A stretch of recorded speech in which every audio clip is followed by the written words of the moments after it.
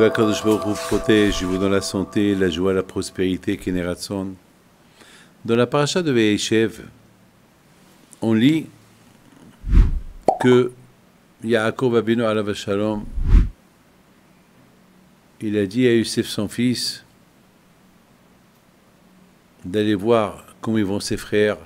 Et vous connaissez toute cette histoire, qu'à cause des rêves qu'il a rêvé Youssef, ses frères, ils étaient jaloux de lui, ils l'ont vendu.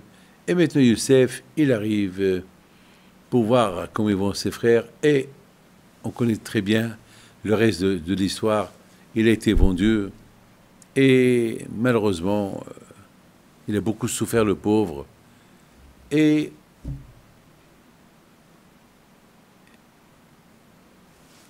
la fin de Youssef, il est devenu un roi. Eh oui. Et tous les rêves qu'il a rêvés, ils se sont réalisés. Tous les rêves qu'il a rêvés. Il a rêvé que ses frères, ils étaient en train de se prosterner devant lui. Et voilà, maintenant, il y avait la famine. Et Yaakov, il a dit à ses enfants, allez-y voir. Allez-y en Égypte, achetez-nous quelque chose à manger. Et c'était qui? Le responsable du manger, de toute la farine qu'il y avait en Égypte, c'était Youssef. Et alors Youssef, il les a vus.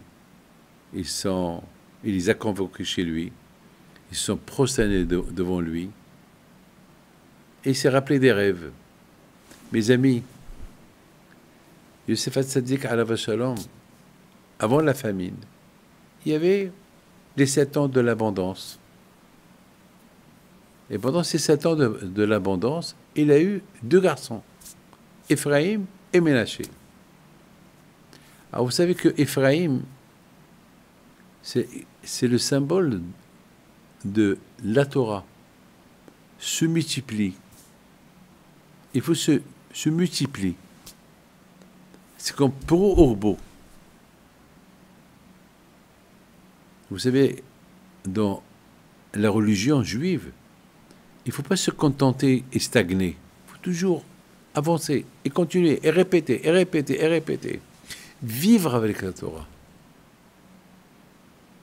On ne peut pas stagner.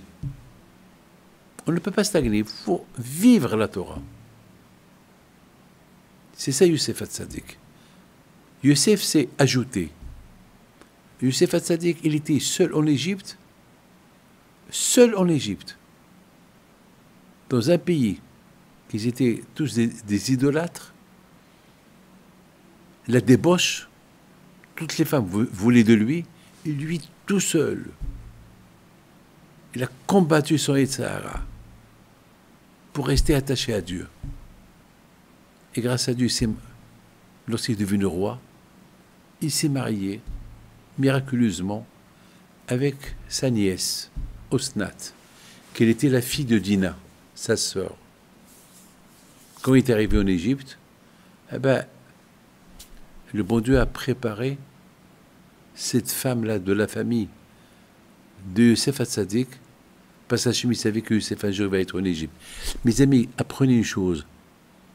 Tout le temps, si vous avez les mots en Dieu, Dieu vous prépare toujours votre avenir. Non, on ne sait pas ce qui va arriver demain. Si Dieu veut, qu'il n'y aura que du bien. Mais quel bien? C'est Hachem qui prépare. Il a un programme. Hachem, il a un programme de chaque jour pour nous. C'est la raison pourquoi chaque jour, on doit se considérer comme qu'on n'a rien du tout. On dépend de Hachem. Si Dieu veut, demain, ce sera une très belle journée pour nous. Qu'on la continue bien aujourd'hui, et demain, ce sera encore mieux. C'est Hachem. Mes amis, Youssef Hatzadik, il a eu un garçon qui s'appelle Ephraïm. Il a eu un autre garçon qui s'appelle Ménaché. C'est bizarre. 2 noms. Et ces deux noms-là qui veulent dire quelque chose. Alors, Ephraïm, comme on a expliqué, que Youssef Hatzadik alav shalom, il remercie Hachem que même en Égypte, il n'a pas oublié Hachem, il a tout fait, il a fait comme son père, même son père lorsqu'il était à Haran, pendant 34 ans, qui était loin de son père, il était toujours un bon juif, lui aussi, il était en Égypte, il restait un bon juif. Toujours, il était en avance. Ménaché, c'est les mêmes lettres de Neshama, l'âme. Ça veut dire quoi? Youssef Hatzadik qui dit, bon Hachem, Ephraim, qui veut dire j'ai progressé dans la Torah, et je ne me suis pas arrêté, et j'ai gardé ma Neshama, j'ai gardé mon âme. Et c'est ça la fête de Hanouka. La fête de Hanouka, c'est la fête de l'âme, et c'est la fête de la Neshama. On les met ensemble. Et c'est ça l'histoire de Youssef Hatzadik et la fête de Hanouka, qui nous rappelle que Youssef Hatzadik, même lorsqu'il était tout seul, en Égypte, loin de ses parents, loin de tout le monde, Youssef Hatzadik, il est resté tzaddik. Il a gardé sa neshama, il a gardé son corps qui reste toujours pur. Et c'est ça Hanouka. Hanouka, les Grecs, ils ont voulu qu'on maintienne que le corps sans la neshama, sans l'âme. Mais la réponse, elle est, un corps sans l'âme, ça ne va pas. Il faut Ephraim et il faut Ménaché, les deux. Il faut le corps et l'âme. Et c'est ça la guerre entre les Hashmonaïm et les Ivanim.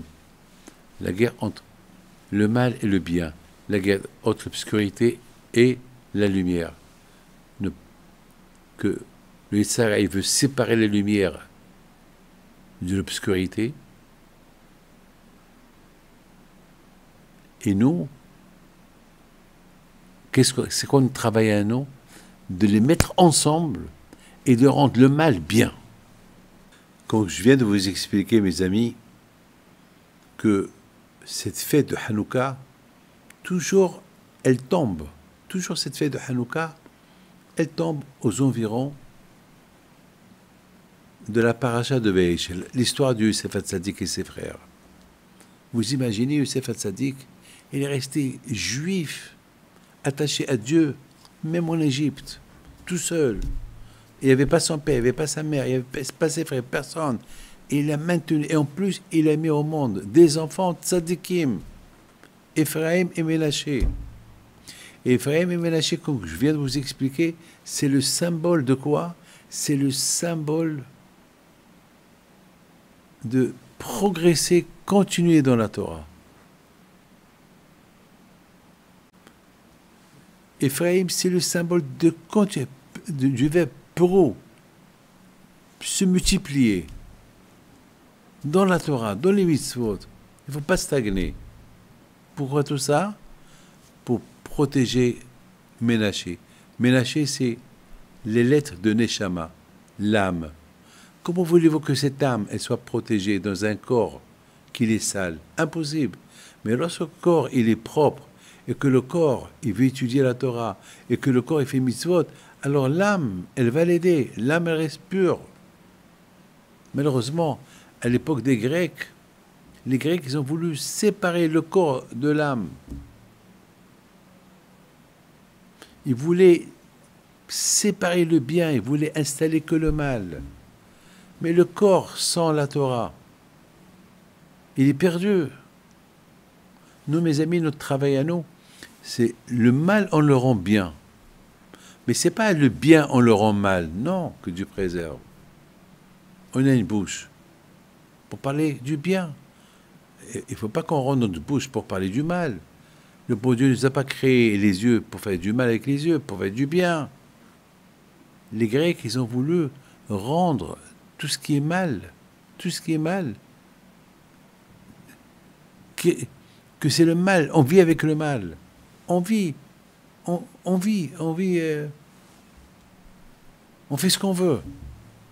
Tu es là, fais ce que tu veux, mange ce que tu veux, dis ce que tu veux, habille-toi comme tu veux, pense comme tu veux. Mais non, on ne peut pas. On ne peut pas.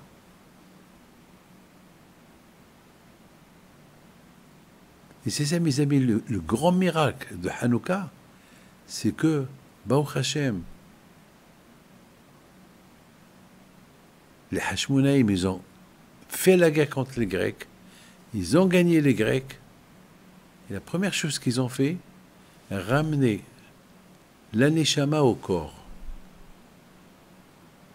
Que le corps et l'aneshama vivent ensemble. Vous savez très bien que on mange les beignets à Hanouka. Les beignets, c'est quoi? Ben, les beignets, on les fait frire avec de l'huile. L'huile, et avec quoi? On fait les beignets avec de la farine. Eh ben, la farine, c'est le symbole du corps. Parce que sans la farine, le corps ne peut pas vivre. Et l'huile, c'est Hachemen. Hachemen, c'est la Neshama. C'est les mémés de Neshama. C'est pour ça qu'on mange les beignets qui a un mélange d'huile et la farine. Le corps et la Neshama. Ensemble. Vivre ensemble. Lorsqu'on est ensemble, c'est super. Mais lorsqu'on se sépare, on sépare l'aneshama du corps, c'est grave. Mes amis, que Akadosh Baruch Hu vous protège et vous donne la santé, la joie et la prospérité. Amen, Kerason. Et je voudrais simplement vous dire une chose. Vous savez que Hanouka, c'est du verbe Hanou. Hanou, ça veut dire que c'est du verbe repos. Alors il y a le Ran qui pose une question. Le Ran, il dit, mais repos. Mais on ne se repose pas, on a le droit de travailler. C'est quoi Hanou? Hanou, ça veut dire il faut se reposer, il ne faut pas travailler. Mais non, mais Hanou, quand on travaille. Alors j'ai réfléchi, j'ai dit non.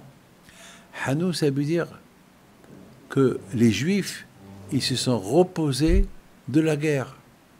Cette guerre contre les Grecs, ils l'ont gagnée avec les d'Hachem. Maintenant, ils se reposent de cette guerre. Maintenant qu'ils se reposent de cette guerre, à quoi maintenant ils vont s'attaquer? Maintenant, ils vont s'attaquer à ramener l'aneshama dans le corps. Toute cette guerre qu'il y a eu, c'était pour une raison. Les Grecs, ils ont éloigné l'aneshama du corps. Maintenant, les Hashmonaïm, ils ont gagné la guerre contre les Grecs. Maintenant, ils veulent rapprocher l'aneshama du corps. Et pour ça, il faut allumer la veilleuse de Hanouka. C'est ça, Hanouka. Ils se sont reposés le 25 qui se lève de la guerre. Maintenant, le vrai travail commence maintenant, c'est rapprocher l'aneshama du corps. Voilà. Bon Dieu protège, et vous dans la santé. Amen.